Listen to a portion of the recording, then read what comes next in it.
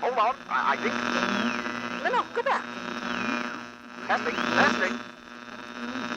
Hold on, this is unplugged. Wonderful work, Miss Stitz. Oh, geez, thanks, boss. I'm in this land. Can you hear me? I think you almost got it. Let's do it again. Wait. And bing, bang, boom. Ah, you did it. You're live. Don't be silly, Miss Stitz. We did it. Could never have done this without you. So let's get this started right. This is Bobby Dimes with the Wasteland Times, and you're listening to the Wasteland Times frequency. That's WTF for short. Listeners, I'm coming to you live from the first shack I've been able to put my name on in a long time. And it's all thanks to the wonderful Miss Donna Ditz. Say hello, Donna. Hi, Wasteland. Ain't she a button? Set this whole place up single-handedly, all ready to go the second I soft-shoot back into town. And that, Miss Ditz, makes you the bee's knees. No idea what that means, but thanks, boss. If you need me, I'll be in the next room. Have fun. Bye. Well, Wasteland, now that I'm sitting pretty and cozy in a corner of my very own, I've got so much to report on. Not just one town, but two. I've got stories from Requiem to Leeds tonight. And funny enough, these two places have something in common. That's right, these two fine establishments both have a personal vendetta towards me. It seems after the war, Requiem was left without a functioning radio tower, and Leeds was flat out of shock juice to start with, leaving this disgruntled detective in the dark, literally. So if I want to get the news out, I'm going to have to come back to the comfort of Haven to broadcast my findings. Until towers and powers can be established, I'll do my signal-loving best to boost my signal as well as I can. So enough excuses, let's get on with the news. First up, we have Tales from Requiem. Yes, that spooky town everyone's whispering about. No religion, no remorse, and no survivors. Or so the stories go. I'm here to put you all straight on the truth and facts. Requiem may seem like a horrifying kill fest full of the baddest button men in all the wastes, but upon closer look, it's actually got some swell structure to it. And despite the Honors Fall fiasco, this trip still turned out to be all aces. So let's start at the beginning. Last time you all heard from me, I was being shoved back in that bum-wash box again, and being sent to signal knows where. But luckily I never made it. Rather, I found myself in the middle of the Great Hall. After finally being let out, I was introduced to Requiem's finest, fighting off a whole gaggle of Zed, and soon after was handed some good old giggle juice by American named Declan Kroops Rockefeller DeWalt, owner and proprietor of the Kroops Famous Consumables, or KFC, if you're in the know. The only place in the West you can get the world's famous good stuff, TM. And let me tell you, listeners, this stuff was the real deal. Genuine bathtub gin, and the dream of speakeasies. But my festivities were cut short as Randy Anderson's dastardly evil twin brother made an appearance. I've never seen such heroism as when the dashing American put an end to his brutish brother's bad behavior by giving him a bruising in the Great Hall. The following day was filled with tension of all sorts. While everyone was preparing for the upcoming Honors Fall, I too had my own fair share of trifling with the local business. It would seem my presence in your area has twisted some trousers in your own news circles. A one Brock Grant, member of the Lonely Streets and owner of the Rundown, seemed to take me for a wet smack around town. He seems to be under the impression that my own broadcast is in direct competition with his precious print. But I'm here to say that here at the Wasteland Times, we support news of all mediums, and would love to one day angle with the wonderful folks down at the Rundown, and create a union of news through the waves and the pages. Please? Moving on. If you think Requiem is a lawless murder pit, my friend, you couldn't be farther from the truth. In fact, Requiem has, dare I say, the most laws I've ever seen in all of the wastes. With fair judgment and trials, it may be an eye for an eye, but in this wacky world where there could be much, much worse outcomes, it truly seems to be the most fair way to play, don't you think? Early on Saturday evening, a resident of Requiem came into town with a chip on his shoulder. He claimed that someone had murdered him and his brother before Honors Fall had commenced. In compliance with the laws of Requiem, he was owed a life of his own. Fingers were pointed in all directions, and the High Lord Executioner himself, Anton Anastasia, was on the scene to judge the fiasco personally. In the end, it was Noxon Taldanir Vertoka who ended up taking the chopping block. All seemed to be well and good, with the execution going off without a hitch. That is, until Anton murdered the accuser right after, and thus a new law was declared. Anyone caught lying to the High Lord Executioner would be put to death, no questions asked. Guess he wasn't able to keep his story straight after all. While his tale of woe had enough evidence to condemn Knox, something must have slipped through the cracks that just didn't sit right with Annie. In a less murderous mood, I was murdered myself. With words. I was able to bag myself an invitation to the hottest hop high on top. I was in the in-crowd and on the list for this year's Grunge Fest. What's a Grunge Fest, you may ask? Well, it's Grunge Fest. Yeah, that's all I got. A lively rabble of high-class sheeps pulled me up and showed me one hell of a time. I was then thrown into a battle of rhymes and words where I met my match at the hands of the silver-tongued devil, Two Tucks Mackenzie Strong, who put me to shame and made off like a bandit with the Crunch Fest Rap Contest title. And to wrap up such an exciting day, I had the wonderful privilege to witness a ritzy ritual. Yes, Miss Ditz? X-nay on the itch for wait, boss. Oh, that's right. I witnessed a ritzy, rattler. Yes, a rattler. A fine ride ridden by a rambunctious rattling, rider. A rattling DJ rattled his way through town on this rattling ride. Yes, indeed. One hell of a rattler it was. Anyway, that brings us to Honors Fall. When the sun went down, the knives came out, and it was a fierce free-for-all. Families bared their biters and showed their scary sides in a struggle to claw their way to the top. Yeah, I should mention something here, listeners. After the war for Requiem, the grave mine was a bit behind on the grind with the whole sinking thing. You can imagine a war's worth of corpses might leave the old GM a bit backed up and struggling to play catch-up. So with the mushroom all mush and no room, bodies just couldn't sink in Requiem. So what's the big deal, I hear you ask? Well, in the before times, before the grave mine had its grubby mitts stretched all over the place, humanity faced a similar problem. With no grave mine to take fresh corpses, the deadbeats didn't stay dead for too long. No, Requiem found itself dealing with some fresh, new, flesh-hungry friends, just like the old days. Zed began to pop up soon after a corpse was created, and friends would have to watch their comrades rise from the grave and make for their bacon. With any hope, things get sorted out down below, and this mindless mischief gets cut short. So many friendly faces turned into monsters that night. Anyway, in more uplifting news, the Requiem Memorial Hospital was founded by a one Victor De Winter. Many townsfolk were treated here with some of the best doctoring I've ever seen in the wastes. It was then promptly assaulted by the Boonhelms during Honors Fall. The family surrounded the hospital, but townsfolk quickly fortified their position with tables and stretchers and held out for what felt like all night. I myself was present during this kerfuffle, but took the liberty of seeing myself out when a manic, giggling family member sprinted in with a ribcage bomb, hoisted high overhead. I'm no comic genius, but I didn't find it very funny myself. But who am I to gatekeep comedy? And that was just a warm-up for the night's festivities.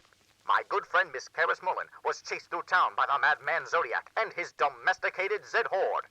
It is with a heavy heart that I report that in her attempt to rally townsfolk to join her in stopping this insanity, she and her guard Ezra were slain by an unknown party. Remember when I mentioned that whole no-sinking nonsense? Well, no one seemed to be able to stop Zodiac, so he kept killing. And as he went, he got more undead friends. In no time at all, this horde-hauling lunatic had a train of terror at his command. Those who survived did so by taking cover in the woods. Witnesses report him shouting from the center of his rotting rabble and demanding grave robbers. Apparently he got what he wanted, because eventually he stopped his rampage and did some sort of experiment with the grave mine and his new grave robber captives. Townsfolk descended upon the madman and managed to stab him in the back and put an end to this nightmare. No grave robbers were harmed during the act, though I am left with holes in my story as to who managed to perform the killing blow on Zodiac himself. The rest of the night was relatively quiet. Well, as quiet as an Honors Fall night can be. But come morning, townsfolk tended to their wounds, grieved their loss, and breathed a sigh of relief for the whole upshot to be over. On that Sunday morning after Honors Fall, wreckers limped their way to breakfast and brewed hot brown to try and recover from the night before. The smell of hog log and eggs was welcome, but the smell of burning books was not what people expected. Anton had taken it upon himself to start a small bonfire outside the Great Hall and use some literature as kindling. When asked what he was doing, he simply replied with nothing. Now, I'm usually a persistent nosy body if it means getting the truth, but after seeing what this fellow was capable of, I'm not too keen on sticking my neck out and pressing matters that could turn this dime into 2 nickels. But I will fill you in on some very important information. Nothing happened, folks. A whole lot of nothing. That's right, nothing at all. Anything you think you know about the possible family heads of Requiem, you might want to think again. Just think really hard about the current family heads and who they are. If you're thinking there was some extra, it's probably nothing. There are the existing family heads of Requiem, and that's it. That's all there ever were. For the love of the signal, I tell you, if you want to sleep well at night, you'll keep it in your noggin that there was never anything else. You got it? For any information pertaining to this nothing, feel free to ask me in person about all the exciting nothings going on around town. And now, news from Leeds. Friday night, Havenites made their way back to Leeds to check on the little town after their last adventure. What they were met with was a ghost town. They managed to catch the last remaining townfolks leaving Leeds. They informed the Havenites that the entire town was forced to evacuate after what they did. Apparently, after Haven put down some of the Sons of Leeds, raider activity ramped up. The 13 sons, to some, were viewed as guardians, keeping the wasteland threats at bay. The town had gotten good with dealing with and avoiding the creepy cryptids. They're just not jiving well with the raiders who were kept at bay by the things that went bump in the night. And with that, the Leeds residents picked up their things, showed Haven their favorite finger, and hit the trail, leaving Haven in the dark. Literally.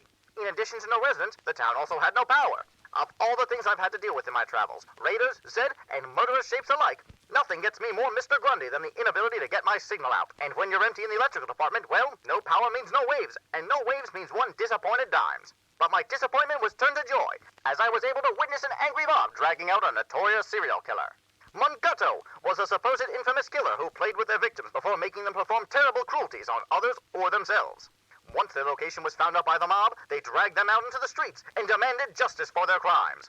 Havenites took pity and attempted to bargain with the mob for Mungato's life, who claims to have changed their ways and left all that murderous nonsense in the past. In the end, a deal was struck. The mob would return in 6 months' time, and if Mungato had shown any signs of going back to their old rotten ways, they would be strung up on the spot, no questions asked. I, for one, am excited to see how this turns out. Will they prove to be a changed strain, or return to a life of crime and crimson horror? Only time will tell. Luckily, there was some glowing hope in the pines. A space-suited spectacle by the name of Dr. Sagan wandered out of the woods and proved to be the scientific hand the town needed to make it through the week. And now, wildlife. The Pine Barrens surrounding Leeds holds a menagerie of marvelous monsters, each a unique wasteland wild thing I've only seen in Leeds. I thought Dr. Sagan was a strange character to walk out of the woods, but I heard stories of townsfolk encountering a beast, half man, half ape, and all rage. There were tales of this obituary riding orangutan, ripping lineages in two, swinging from trees and shrieking through the night. A shadow man wisping his way through town, smoking anyone who was caught in their tailwind. And whispers of a pale horse galloping ghoulishly, only seen in the grave mind. These fearsome figures are suspected to be some of the remaining sons, still hanging around Leeds. I'm not sure what the townsfolk of Leeds considered guardians, but this radio man wasn't too keen on trusting this weird wildlife to protect his bacon. Down at the waterfront Sunday morning, townsfolk encouraged some lake-lurking lollygaggers called guppers. The terrible tadpoles trudged from the lake and spat water on the fine people of Haven. They sure know how to ruin a perfectly good beach day, but they were no match for our heroic Havenites. Townsfolk were viewed beating some senseless, dragging some back who tried to flee for their lives, and even hurling these guppies back to a watery grave from whence they came. So if you're planning on visiting the beach in Leeds, pack some more ammo with your bathing suit. Dear oh dear, we've got deer! Later that night, Dr. Sagan unveiled one of their special projects they had been working on, genetically engineered rat deer, specifically designed to protect them from wasteland creepy-crawlies. The horned herd helped townsfolk defend the dock as they set up some scientific mumbo-jumbo to open a gate to a neighboring area. I've never considered myself a man of nature, but the wasteland managed to spit out some fascinating things. So maybe I'll consider a safari outfit one of these days, and see what this wild world has crawling around out there. Walking on all fours is not a prerequisite to being considered a creepy-crawly. Something much more dangerous walked upright and came from a lineage. A group of natural ones pestered the town from the tree lines. Arrows flew and blades were brandished as the cannibalistic crew dragged townsfolk into the dark and attempted to murder residents time and time again. These crazed carnivores caused some clam bakes and had the town on high alert. It wasn't long before their main camp was discovered, and Haven did what Haven does best, solve their problems with overwhelming violence. During the battle, their head honchos seemed to have escaped, only to reappear in town to further dampen everyone's hot time. But being from a lineage means that he could bleed, and if it bleeds, it can be zozzled. And Havenites came out on top and put down this fiend with a combined effort. In the midst of all this chaos, the town couldn't agree whether to turn the lights on. No generator was built, and no agreement was formed as to whether it ever would be. So that leaves this signal-loving son of a radio fuming. No power means no radio, means no signal, means no me. But don't worry, where there's a will, there's a way. And I'll get the news out to you fine folks one way or another. I don't know where my sources will lead me to next, but I've got eyes and ears everywhere, feeding me stories and truths from all over. So don't you worry your weary little heads. Bobby Dimes is never too far away. Looks like that's all I've got for tonight. This has been Bobby Dimes with the Wasteland Times, and you're listening to the Wasteland Times frequency. That's WTF for short. Thanks for listening, Wasteland. Good night, and... Yes, come in. Boss, we got a bit of a problem. No, I'm sure it can't be that bad, Miss Ditz. There's a couple of weirdos, guests here to see you. And I'm trying to be a gracious gal, but I don't know, Mr. Dimes. These two give me the creeps. I just don't trust anybody in a mask. Oh, come now, my wingman on the waves. I'm sure they're just perfectly normal wastelanders. Probably here to tick me off to some tasty tales is all. Whatever you say, boss, but just say the word and I'll give them the old clonk. No clonks today. Tell them I'll be right there.